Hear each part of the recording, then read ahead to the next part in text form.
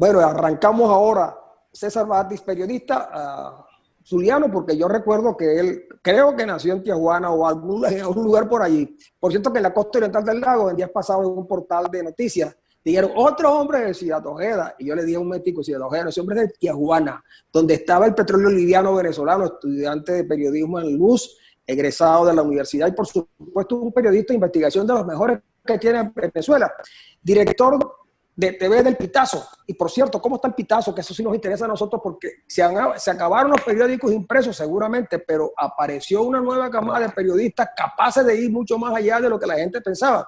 Y recuerdo aquel reportaje sobre la electricidad que puso al descubierto a los famosos bolichicos. Cuéntanos del Pitazo y después seguimos hablando. Bueno, el Pitazo hoy día, pese a todas las circunstancias, ya tenemos 5 años y medio en funcionamiento. Y el balance que tenemos, pese, repito, al bloqueo de nuestro dominio, 4 dominios. Desde septiembre del año 2017 nos han bloqueado el pitazo.com, el pitazo.info, el pitazo.ml y el pitazo.net, bloqueo que sufrimos a partir de mayo del año pasado.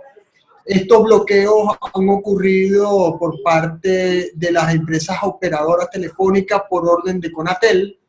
El bloqueo que ha ocurrido, que sucedió sin que se nos notificara la razón y el motivo, todavía no se nos ha notificado. Movistar, de Telefónica de España, empresa que en su código de ética debería o establece la defensa de los derechos humanos y la libertad, entre ellos está la libertad de expresión. Ha servido para la censura de los medios de comunicación de Venezuela, entre ellos el Pitazo, Digitel y por supuesto CanTV, Movistar, Movinet, perdón, han servido también para bloquear a medios de comunicación, entre ellos el Pitazo. No obstante, pese a esto, nosotros hemos estado, y a mí me gusta utilizar la metáfora de que nosotros cuando vemos estas dificultades, nosotros al principio, cuando el Pitazo surgió, entrábamos y por la puerta, llegamos a las audiencias por la puerta de la casa, estaba la puerta abierta, no teníamos ninguna dificultad. Después empezaron las dificultades y nos comenzamos a meter por las ventanas. Después nos bloquearon las ventanas y las puertas, pero agarramos un cincel, un martillo y comenzamos a abrir estas nuevas ventanas. Y por eso hoy, por ejemplo, tenemos una comunidad de infociudadanos formados de más de 1000 infociudadanos en todo el país, 300 de ellos activos. Ha surgido un consejo de infociudadanos, gente que hemos formado nosotros para que nos ayude a captar información y también a difundir. Tenemos los forochats del Pitazo creados en medio de la pandemia, tenemos un canal YouTube muy fuerte, tenemos unas redes sociales también muy fuertes, y pese a todo y el bloqueo, el Pitazo sigue sonando donde otros callan, y esto, repito, a pesar de los poderosos corruptos del gobierno y de los sectores privados que han querido callarnos. Bueno, muy bien. César, bueno, nos da mucho placer que estés con nosotros aquí en esta transmisión, y felicito a la gente del Pitazo justamente porque, bueno, sabemos la dura pelea que se está dando. He tenido la oportunidad de compartir con ustedes, contigo también, en algunos trabajos que han sido publicados allí, y sé del trabajo que vienen realizando justamente allí desde el Pitazo, ¿no? Nos interesa mucho pues conversar contigo en esta transmisión que estamos haciendo vía Zoom para nuestro canal en YouTube. Y justamente queríamos hablar un poco de varios aspectos que se han venido suscitando, ¿no? Y que de pronto tiene que ver con un poco la situación en este momento de los últimos acontecimientos. Por ejemplo, esta misma semana volvió a salir a la luz pública el tema de los narcosobrinos, ¿no? Con respecto pues a una apelación. Justamente ya cuando se está hablando ya de una extradición definitiva de Alessandra, la cual pues tú tienes bastante material con respecto a esa novela. Entonces, justamente hoy, viernes 28, tenemos una llamada aquí, pero voy a esperar que me espere un momentico. Hoy viernes 28 se está rumorando, yo no sé si me lo puedes confirmar, justamente de lo que es ya la salida de prisión, la excarcelación de Juan Resquén. Y quisiéramos saber si esto es así, si me puedes confirmar esta situación que es de horas, justamente saber si alguna de estas, de todo esto está ligado de alguna forma con los últimos acontecimientos, como por ejemplo para que un régimen como este le esté dando la libertad en esto. Mira, precisamente aprovechando que estamos en una plataforma como Zoom, le estoy colocando en el chat de este Zoom la nota que hemos publicado donde que cancelan a Juan Requesén. La información ha sido confirmada, se manejaba desde temprano. El medio Carabota Digital se lanzó con la información cuando todavía no estaba excarcelado. Hablaban de una liberación, no es una liberación como tal. De acuerdo a la información que tenemos, va a quedar bajo régimen de presentación.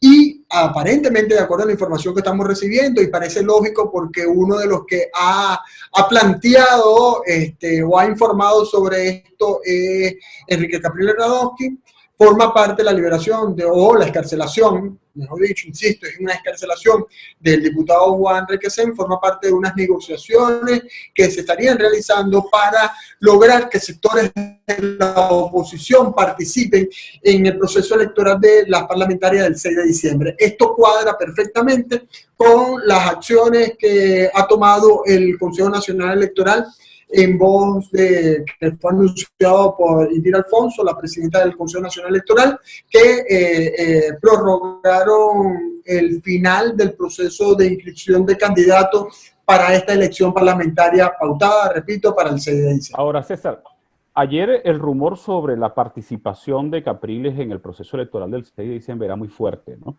Aparentemente hay ciertas dificultades a nivel de la Dirección Nacional de Primero Justicia. Tengo entendido que Capriles se molestó mucho por algo que ocurrió en una reciente reunión de la Dirección Nacional y tomó la decisión de participar. ¿Tendrá que ver con esto? ¿Será esto una jugada del gobierno para terminar de implosionar la posibilidad de construir un nuevo pacto unitario? ¿Qué crees tú que está buscando el gobierno con todo esto? Bueno, fíjate que Capriles Radonsky desde hace mucho tiempo ha sido crítico al tema de la abstención. A mí no me sorprende que él esté buscando una forma de participar, pero por lo menos diciendo, bueno, se logró algo. Y hay una tendencia que lo he escuchado, por ejemplo, de este político, a ver, el hermano del que fue ministro de la Defensa, diciendo, bueno, Ochoa Antich. Enrique Ochoa Antich, gracias, profesor, diciendo, bueno, ¿qué favorece más al preso político, la abstención o que haya diputados que puedan pelear con ellos? Incluso en una conversación, una entrevista que tuve esta mañana con Elías Santana me planteaba, bueno, pero y es que la abstención, es preferible la abstención o que los partidos, los líderes políticos de oposición, como desde Capriles Radonsky, Eduardo Fernández, Henry Falcón, se unan, desarrollen una sola plancha y sorprendan al gobierno con una plancha que motive que el 80% del electorado vaya a votar y ganen la... Yo le decía, bueno, sí, es una buena propuesta, incluso lo que plantea Capriles Radonsky es una buena propuesta porque la verdad es que, y en esto quiero ser bien enfático y lo he sido en los artículos de opinión que he escrito, es que la oposición venezolana liderada por Juan Guaidó no se preparó para un escenario como este, no creó capacidades y al contrario el gobierno de Maduro sí construyó las capacidades para garantizarse un proceso electoral con una oposición dividida y que les garantice a ellos por lo menos la mayoría simple en la Asamblea Nacional y más nunca, jamás, en esto hay que recordar las palabras de Diosdado Cabello, jamás la mayoría de parte de la oposición.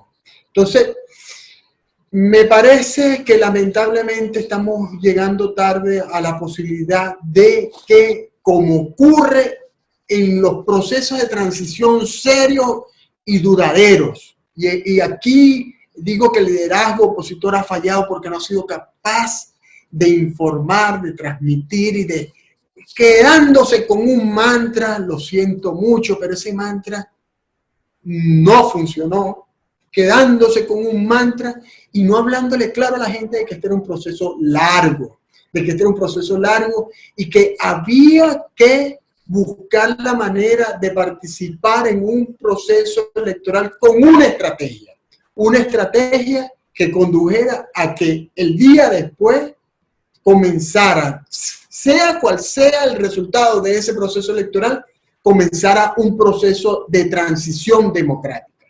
Pero estamos a esta altura sin una estrategia. Fíjense, hemos visto lo que ha dicho Juan Guaidó, hemos visto las convocatorias, pero no tienen una estrategia clara de qué hacer. Y la verdad también debo decirlo, así como digo una cosa, digo la otra, tampoco es fácil, porque Juan Guaidó se ha quedado solo. El gobierno sí ha construido y sí ha empleado todas sus capacidades para rodear a Juan Guaidó. Ha sido muy inteligente. Yo recuerdo mucho a Aristóbulo Isturi diciendo, no, nosotros no vamos a meter preso. Eso fue en una emisora de radio. Estaba Aristóbulo Isturi diciendo entrevistado y decía, no, nosotros no vamos a meter preso a Juan Guaidó, porque nosotros no necesitamos que él sea como los pollitos, que por donde vaya, la vaya poniendo. Y ellos han sido muy claros en su estrategia, pero de parte de la oposición no ha habido una estrategia y es muy lamentable. Es muy lamentable. La única es tener los apoyos internacionales. Mira, pero fíjate, es cierto, el gobierno convirtió a Guaidó en un ser tóxico. Nadie, para donde vaya Guaidó, detienen, allanan, ponen preso a quien pueda acompañar a Guaidó. En este momento, Guaidó está solo porque justamente el gobierno lo ha minado todos los caminos para Guaidó. Sin embargo, fíjate la decisión que se tomó hoy de una reunión con María Corina. ¿Qué significa esto? ¿Cómo ves? ¿Qué quiere plantear allí? Por supuesto que tiene que ver con la supuesta unidad, que muchos dicen que no existe, pero que de alguna u otra manera es la única estrategia que se ve clara, como por ejemplo para hacer frente. Ahora, hubo problemas y hubo críticas. Yo creo que con María Corina también van a surgir nuevamente. Muchos de la oposición también quieren ya definitivamente la cabeza de Guaidó. ¿Quién podría liderar? ¿Quién podrá defendernos, como decía el Chapulín Colorado? Sí, yo creo un momentito nada más. Yo creo que el tiempo de lo que expresó Guaidó hace 2 años atrás se acabó. Sí, se acabó porque, como tú ya decías, no había una estrategia. Se les dijo muchas veces a ellos, mira, no hay una estrategia clara, pero no hicieron nada. Cuando vinieron a plantear la unidad como una posibilidad real, ya era demasiado tarde. Ahora bien, la política de los sectores de oposición que pudieran estar en la línea correcta a llamar a votar, necesitaban cosas como esta, también una estrategia que podía ser correcta y unas tácticas con soportes válidos, pero con unos dirigentes sin credibilidad, porque justamente ni Fernández, ni Fermín, ni Timoteo, ni compañía son capaces de generar credibilidad en sus políticas cuando pudieran tener razón, porque eso no se construye de la noche a la mañana.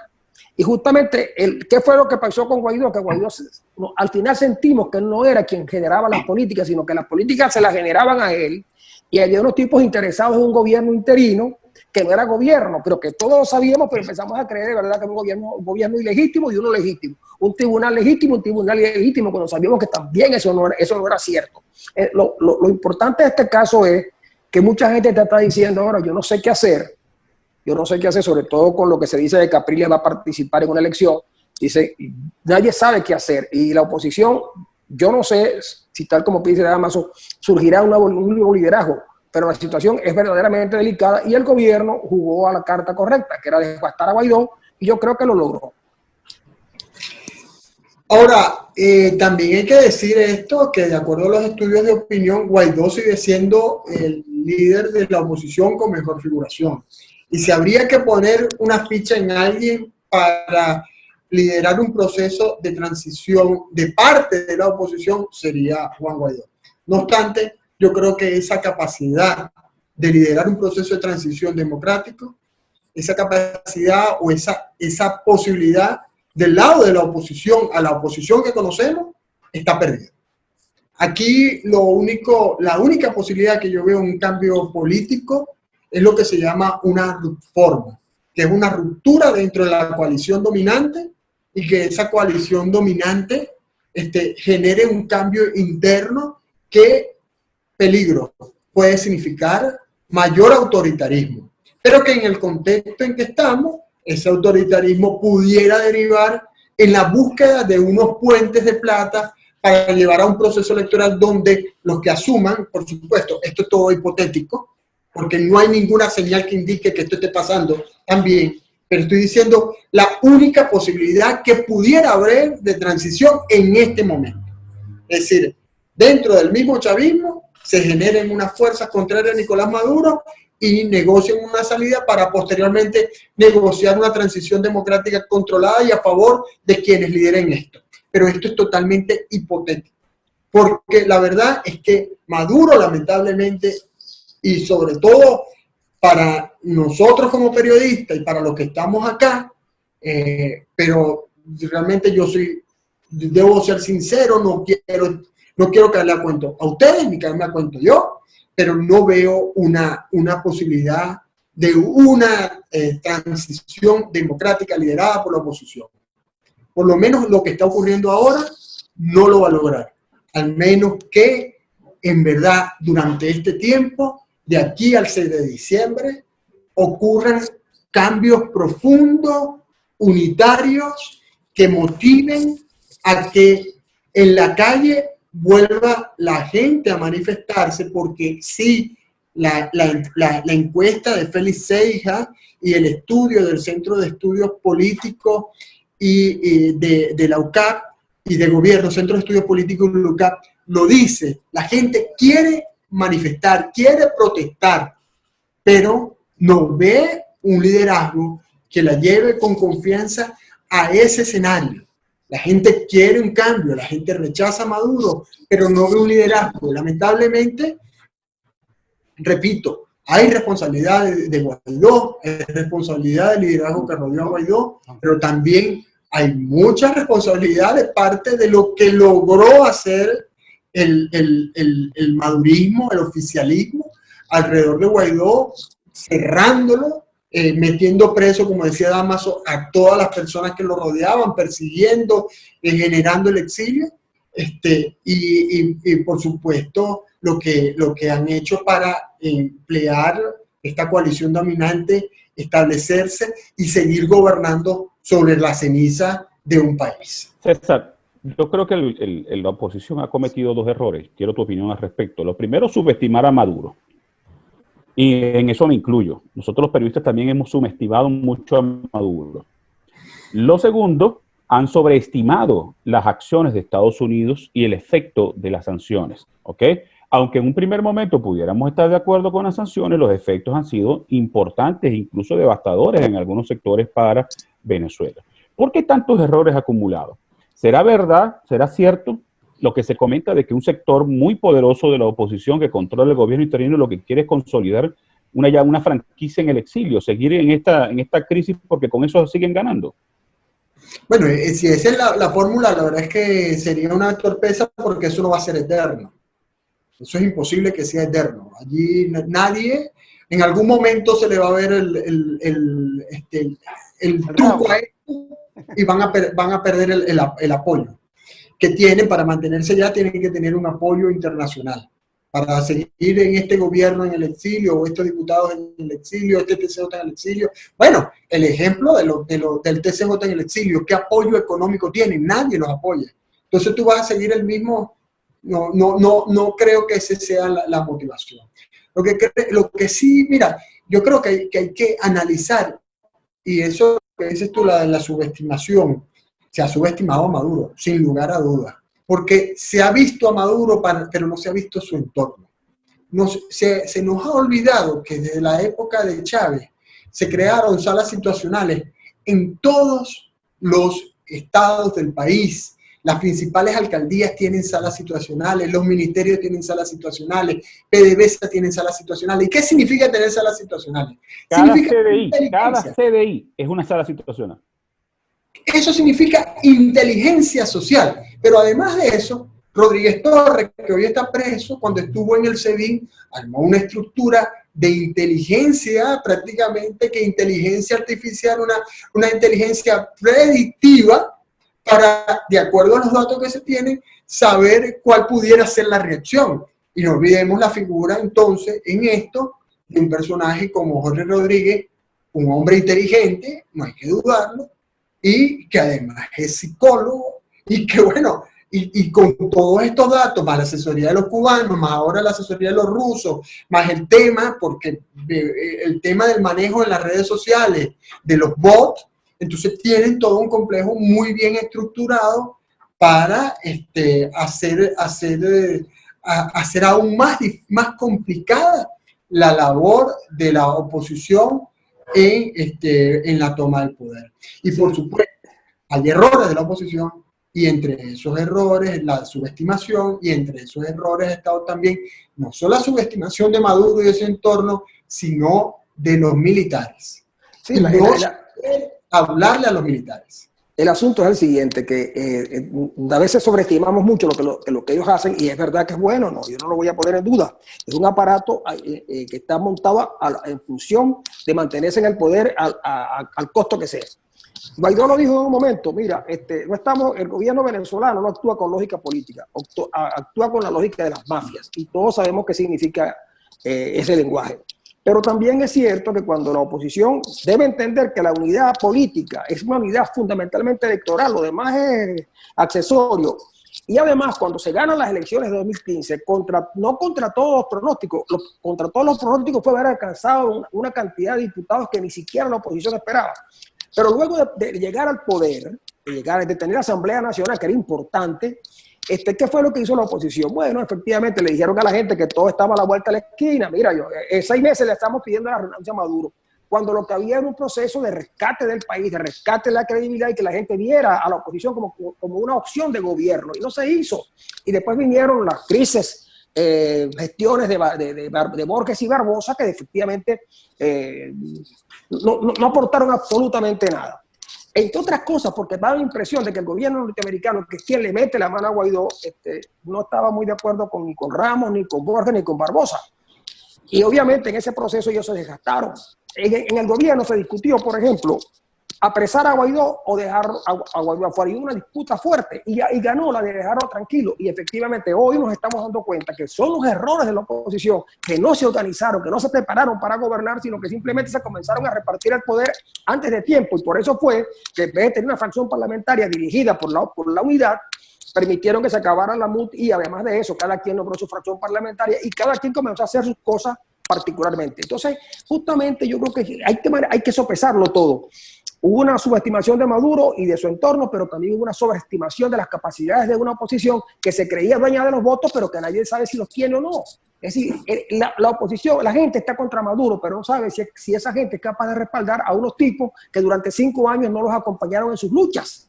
Por ejemplo, la lucha por la gasolina, la lucha por el agua, por la electricidad, por los grandes problemas del país. Los gremios prácticamente abandonados. Entonces resulta que cuando hoy tenemos que volver a replantearnos la pelea, tendría que ser sobre otras bases.